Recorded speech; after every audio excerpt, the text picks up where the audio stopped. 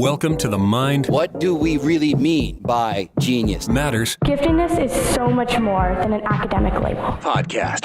We tend to think of gifted as kids being good at everything across the board. An exploration of giftedness, Originals are nonconformists. creativity, People who not only have new ideas, intelligence, they're the people you want to bet on. in childhood, I like to learn about things, but I like to learn my way. and beyond. This is the Mind Matters podcast. Hi there, I'm Emily Kircher-Morris, and you're listening to the 15th episode of Mind Matters. We are still very new, and we are incredibly proud of the growth we've experienced in this short time. Joining us today is the host of another podcast with a lot more episodes, Tilt Parenting. Debbie Reber is also an author. Her latest book is called Differently Wired: Raising an Exceptional Child in a Conventional World. And we're going to talk about ways to allow our gifted and 2E kids to blaze their own trail and meet them a little closer to where they are. Debbie's the mother of a twice exceptional son, and I think you'll enjoy her perspective. We're now reaching listeners in over 70 countries worldwide, and we're seeing new friends climb on board the bandwagon every day. We appreciate all the support and sharing of our podcast by awesome organizations like the Bell and Blank Center at the University of Iowa, NAGC, the National Association for Gifted Children, SANG, Supporting Emotional Needs of Gifted, numerous influential authors and figures in the field of gifted education and advocacy, as well as the gifted educators, counselors, and professionals who keep advancing the cause every day around the world. Thanks for helping share our podcast. We have a really strong schedule of guests coming up, so be sure to subscribe and get a ping when a new episode is released. Many of you may have heard about the passing of Dr. James Webb, a real pioneer in the field of gifted advocacy and the social emotional needs of gifted. He was the founder of the SANG organization and one of the most influential psychologists in the field of gifted education to date. He died on July 27th. He leaves a lasting and indelible mark on our field. And at the end of today's podcast, we'll hear from some of our community who were influenced by Dr. Webb's work. So now settle in and get ready for Debbie Reber. She's along next on Mind Matters. On a recent episode of Mind Matters, The gifted guru, Lisa Van Gamert. I was the typical gifted kid perfectionist, not wanting to play with toys, but rather just organize them. I watched an episode of Hoarders with my husband. The woman being interviewed said, "Well, I'm a perfectionist." To my husband, that made no sense whatsoever. How could she be a perfectionist? And I understood completely, because sometimes perfectionism manifests itself in this complete throwing in of the towel. Would you say that perfectionism is inherently a negative quality or a negative trait to be overcome? Are there instances where it can be viewed in a more positive way? So you've asked the most controversial question among academicians researching perfectionism. that's episode 6, available at mindmatterspodcast.com or wherever you get your podcasts. This is the Mind Matters podcast. Kids who are outside the profile of conventional often have a difficult time functioning within organizations and systems built for neurotypical people. Gifted and twice exceptional kids are a great example, and as a society, our tendency is to try to squeeze them into our mold rather than trying to build a more comfortable space for them. Debbie Reber joins us today, and she's the host of the website and podcast Tilt Parenting and the author of the book Differently Wired. So Debbie, tell us a little bit about Tilt Parenting. I founded Tilt Parenting coming up on 2.5 years ago, and I created it to be kind of an online resource, an online home for parents who are raising what I call differently wired kids, which is, my definition of that is someone who's moving through the world in a different way because they're neurologically atypical, and that can be so many things, from being on the spectrum or having ADHD or being gifted or anxiety or sensory issues, learning differences. And I founded it because I am raising a differently wired kid, and I just found my journey was really challenging, and there was a real lack of inspirational information out there that felt optimistic, that the tone resonated with me, that I felt like I was part of a community, as opposed to so much of what was out there was like, there's a problem that we need to fix. And I wanted parents like me to experience it in a more positive, confident way. You wrote about someone who once told you that there are not really that many typical kids. And one of the things I tell families and parents when I work with them is that the only normal families that there are the ones that you don't know very well. Can you talk a little bit about the idea that being different is becoming normal? It's really hard to get statistics on really how many people fall into this bucket of neurologically atypical. But if you start really even just looking at all the different ways that you can be unique, let's just even take learning and attention issues. We're talking about, 15 to 20% of the population either has attention issues or some sort of learning difference, whether it's an audio processing disorder or something like a dyslexia or dysgraphia. And that's just one component, right? And then if you start looking at all of the different ways, as I mentioned, kids who are gifted, anxiety disorders, there's new research that says up to 50% of young adults by the time, they reach their 20s have experienced some sort of anxiety or mood disorder. It's a lot of people. And I think we're finally just gaining more awareness of all the different ways that people learn and process information and experience the world from a sensory or emotional perspective. So we're realizing there really isn't such a huge bucket of people who are just quote unquote typical, if that even exists. I think that people have this image in their mind of what any of those things are, what typical is, what ADHD is, what gifted is, what autism is. And it's very hard to kind of expand that vision for what we're really experiencing. And I know that sometimes manifests as a resistance toward a label or a diagnosis sometimes, because I think people say, well, that can't be my kid. What are your thoughts on diagnosis and labeling, especially with our twice exceptional kids who might really compensate for their weaknesses really well? Yeah, I think labels are one of those tricky subjects.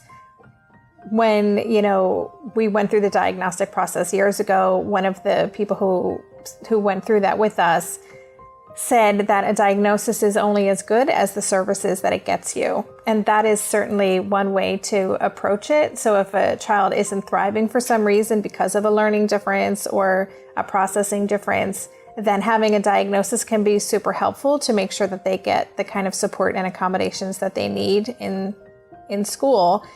At the same time, having a diagnosis doesn't change anything, right? It doesn't tell you what to do. It doesn't, it's not like an instant solution or pathway. It's just, I find it can be helpful for context and for information, but ultimately our job as parents, whether we get our child diagnosed or not, is to figure out what our child needs, what kind of supports could help them tap into their gifts more and ultimately grow up into a self-actualized adult.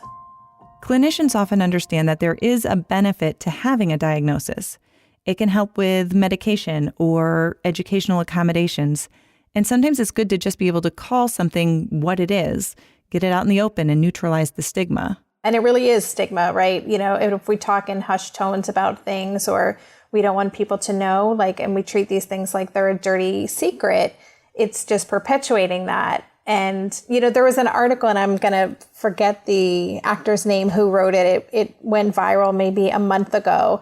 And I think it was an actor who had been in the Star Trek franchise. Oh, Will Wheaton. Yes, thank you. So his piece, that I'm sure you saw it on, struggling with depression and just mental illness in general, I was so moved by what he shared. And I think that was such a brave thing to do, but I think that's how we do this. We just call it what it is. We talk openly about it, and we defy, all of the negative connotations that go with different labels. Part of parenting a differently wired child is meeting them where they are, not just where you want them to be or where their neurotypical peers are. How did that process, that adjustment, work for you?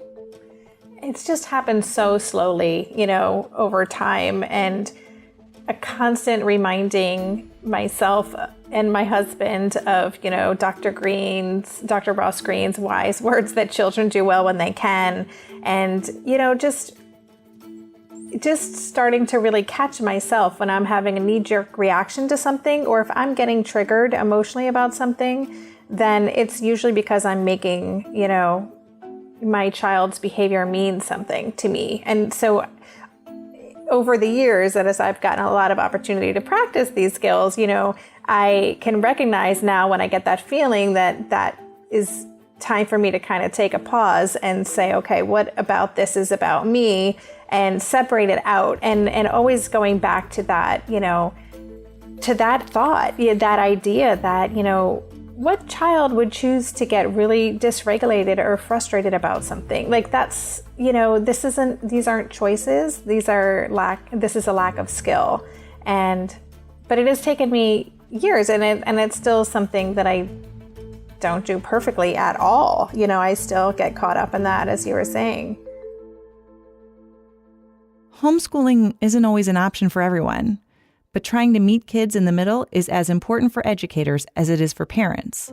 I think so much of this also just has to start with giving teachers more tools to recognize what's going on with their kids and to better understand, to really understand asynchronicity.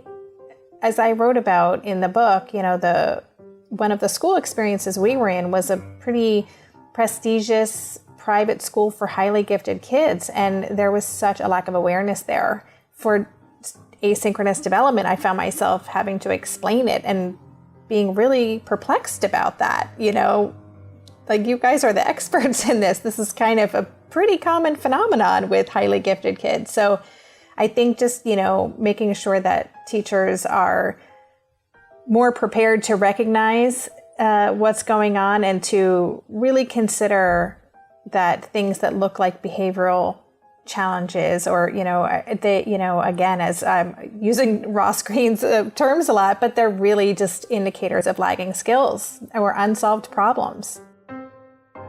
One thing about parenting that is really hard, especially when you have a differently wired kid, that grieving process. And I see families go through that. And I really loved that you acknowledged that in your book.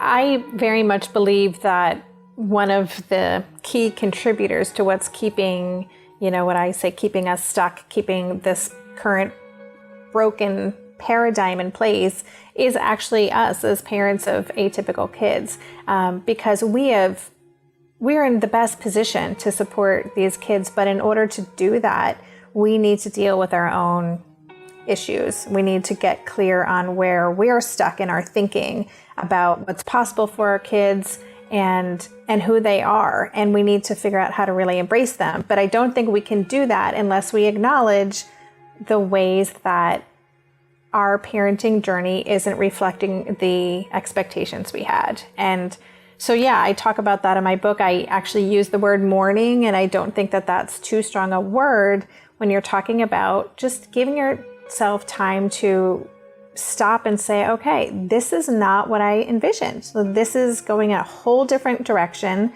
And while that's okay, I need to give myself time to just acknowledge any sadness or anything I might have around letting go of this vision I had for what my family's life would look like. Because until you really do that work honestly, you can never then get to a place of true acceptance of who your child actually is. This discovery can be jarring, but as you let go of the person you thought they were, that feeling of loss will be overcome by the knowledge and understanding of who they really are. I think of it as a reframing. It's not worse. It's just different. And, for some of us, it takes some big event to kind of jolt us into really, reframing in that way. If a parent is able to kind of squeak by, or have their kid kind of squeak by year after year, and they're not necessarily thriving, but they're doing okay. And, you're just kind of fingers crossed they get the right teacher next year and got through that year. Some parents do that, and they can get through, and their kids can get through, and hopefully they can move on to whatever comes after school without too much trauma, associated with with their childhood years. But, for some of us, we get a clear signal from the universe that like you are supposed to be doing something else here, whether that's our child being disinvited from a particular school program or whatever that looks like. And, my story is a little more radical because we ended up, leaving our life in Seattle. We had an opportunity to move abroad, and we made that choice and decided to homeschool and just changed everything in one fell swoop. But it forced me to look at everything differently. And that was part of my letting go of all of those expectations. And then when I did that, I was able to imagine, okay, well, now what could this look like? Mm-hmm. Even when you started on this path, when you realized that it was going to be different, where did you think that was going to take you, and how close is that to where you are now? Oh, that is a great question. I had no idea where it was going to take me. I was so kind of caught up in my own attachment to still trying to, figure out how to, I'm using air quotes here, but how to fix this, right? How to get us back on the path I wanted to be on.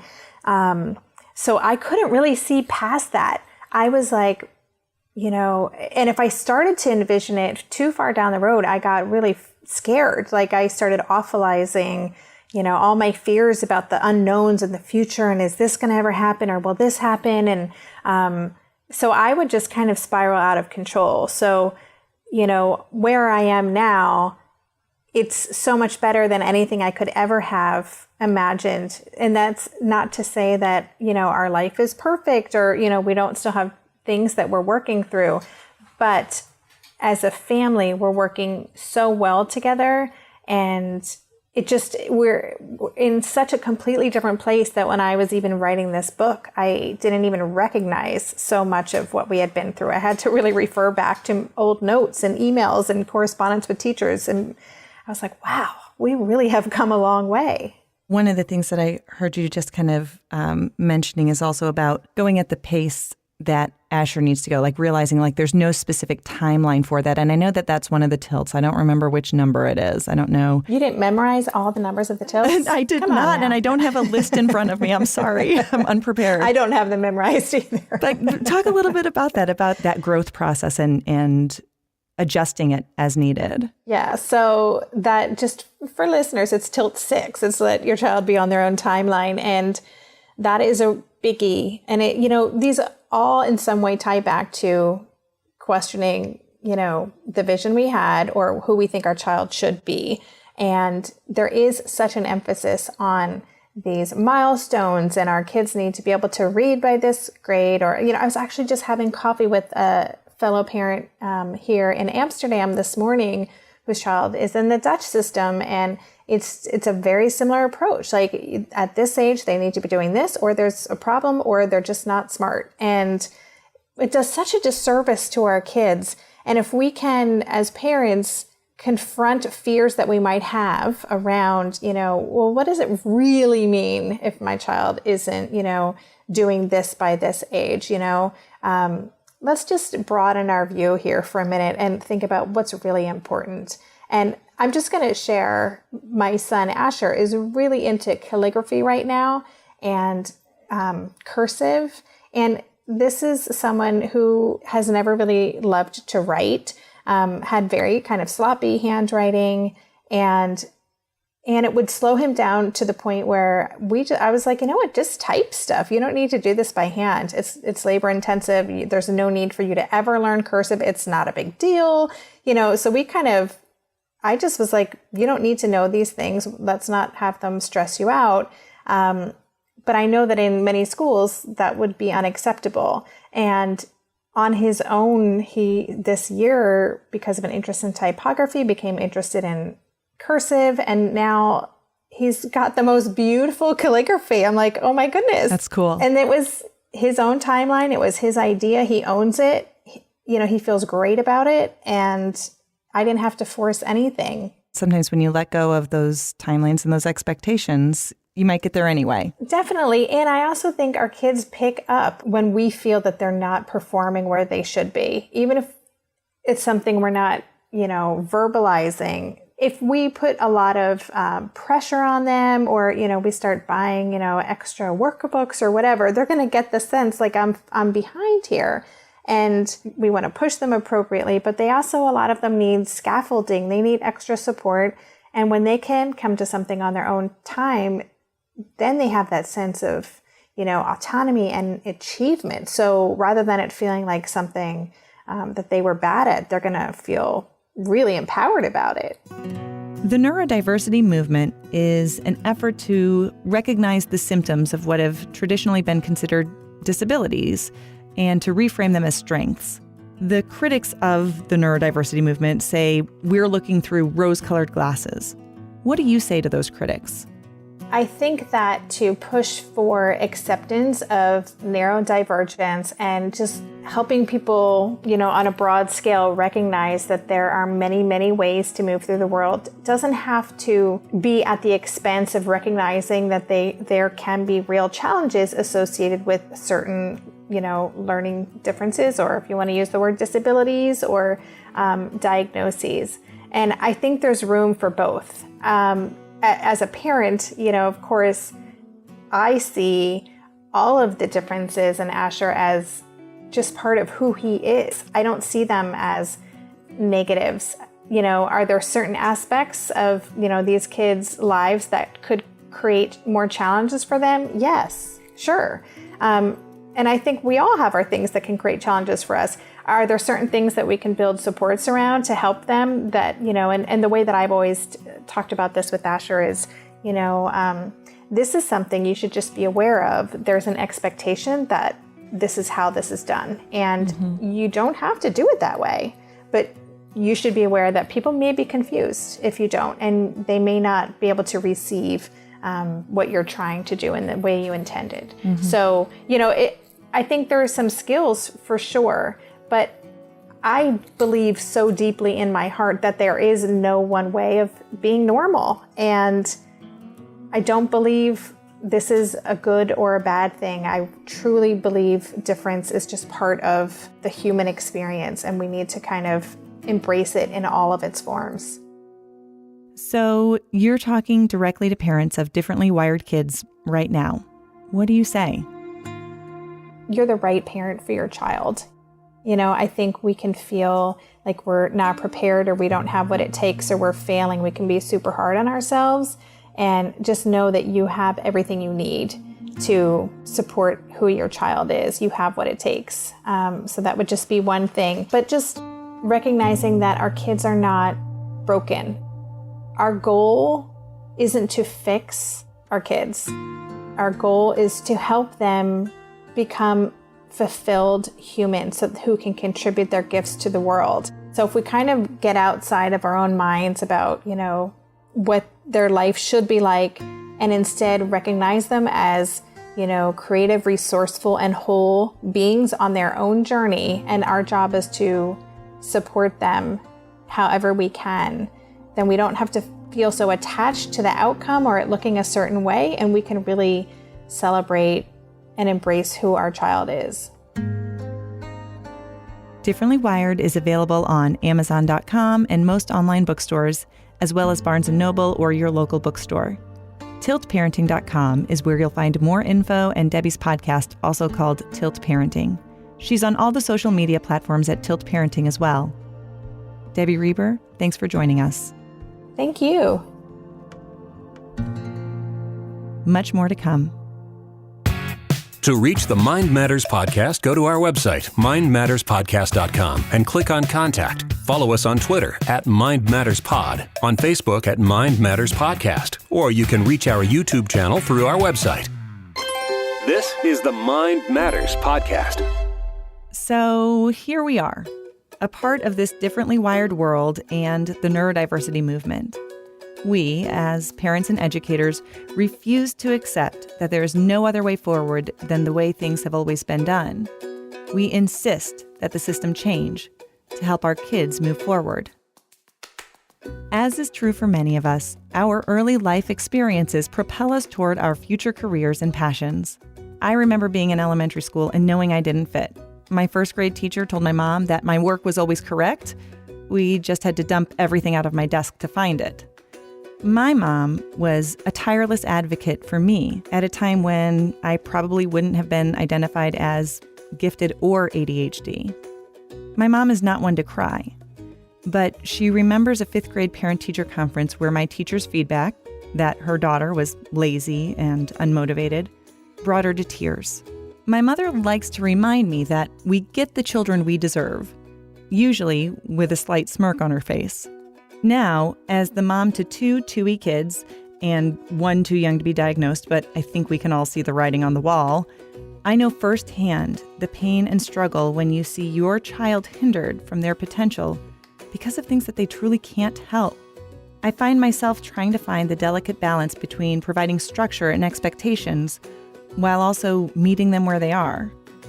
Not allowing a diagnosis to be an excuse, but still providing the support they need to use the skills that they have while the rest of their skills develop. Debbie's Tilt Parenting community, and others like it on social media, finally give parents like us a place to gather, where we don't have to feel like we are alone in our battle against the expectations of other parents, or against school systems that are only beginning to offer flexibility for kids who don't fit the norm. One voice doesn't feel like it can do much, but together, with our kids who will also eventually begin to self-advocate, we can push forward the change our society needs. This is the Mind Matters podcast. So let's take a moment to talk about Dr. James Thurman Webb.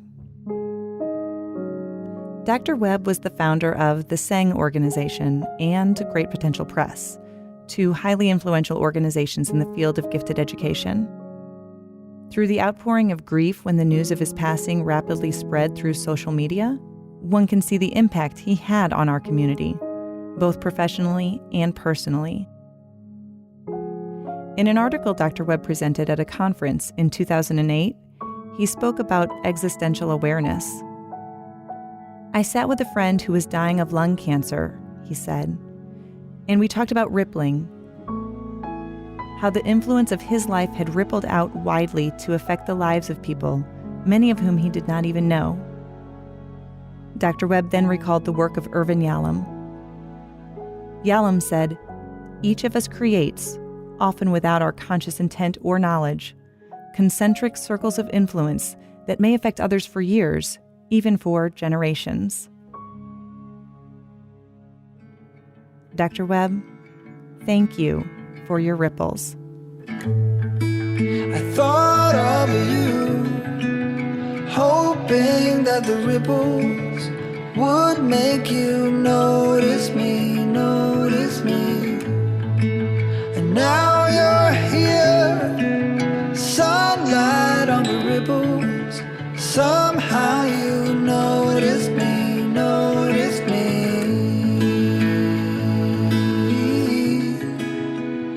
With their thoughts on Dr. Webb, here are Jen Merrill, Dr. Joy Lawson-Davis, Kate Bachtel, Vanessa Wood, and Dr. Jean Peterson.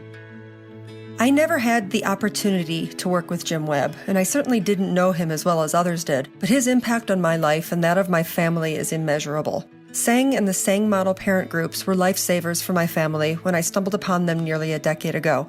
I benefited so greatly from them that I started to write more on parenting gifted kids, just to be able to reach a hand back to other parents starting down that tangled path. I'd run into Jim at SENG and at other conferences, and he always had a smile and a kind word for me. When you're exhausted from raising and advocating for your twice exceptional kid, kindness is everything. I spoke to him briefly at the recent SENG conference in San Diego and wish I'd thought to thank him. By founding SENG and Great Potential Press, he helped give voice to the overlooked needs of gifted people, too often reduced to only their intellect. I am so grateful for his work. Dr. Jim Webb's legacy in the field of gifted education is so powerful, has been so powerful and impactful, and his work will live on forever. It was Jim who encouraged me to write this book, my first book, Bright, Talented, and Black, a guide for families of African American gifted learners. because this is a book that I had in my heart for a long, long time. And Jim and I, over the years, had a few conversations about the need for this kind of a book. His deep need to see that as a field, we were more inclusive, that we were more bold in our presentation of material and helping others understand that giftedness exists in all communities. Losing him is a great loss to us all. He was a good and faithful servant. And now we know that there's work that will enable many, many families and students' lives to change and be enriched as a result of his presence here on earth. Sadly, if Jim, a charismatic white male with a doctorate, had not been the face of the gifted movement, the expertise and experiences of women like Stephanie Tolan, Betty Mextroth, Patricia Gatto Walden, Sharon Lind, Joy Lawson Davis, and more would have never been heard, and the field of gifted would not be where it is today. It is significant that Terry and Jan are running GPP, Evelyn and Christina Sang, Femke Sang Europe, and that 80% of GPP's published authors are women.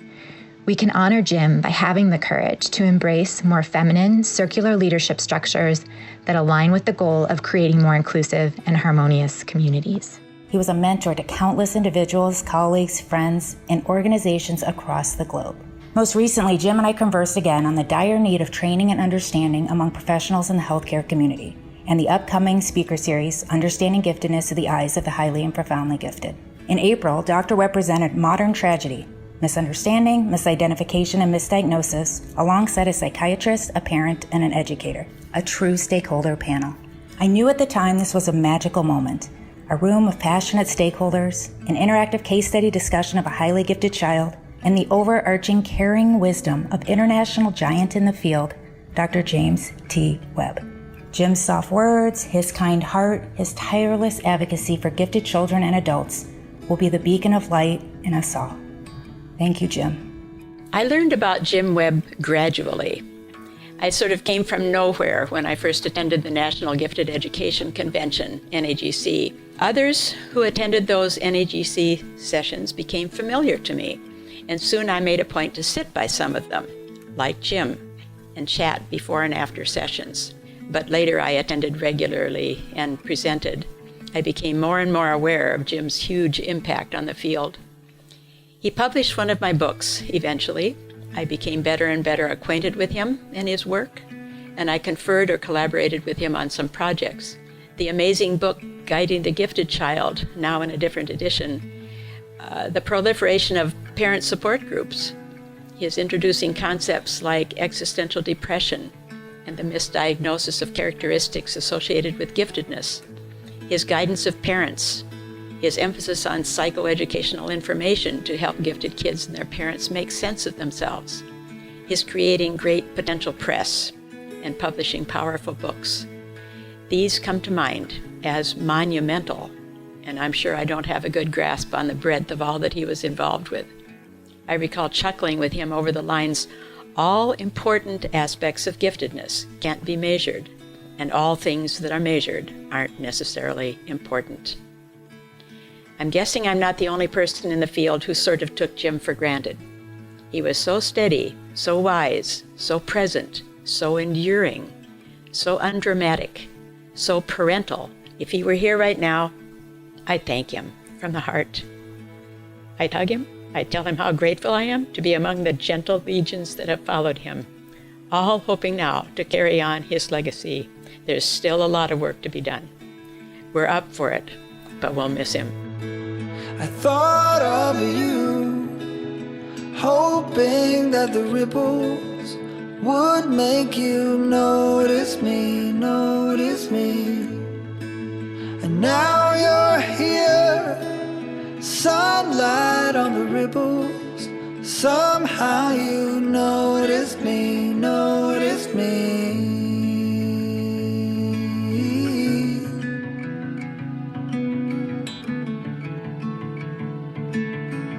Thanks for listening. I'm Emily Kircher Morris. Mind Matters is a production of Morris Creative Services.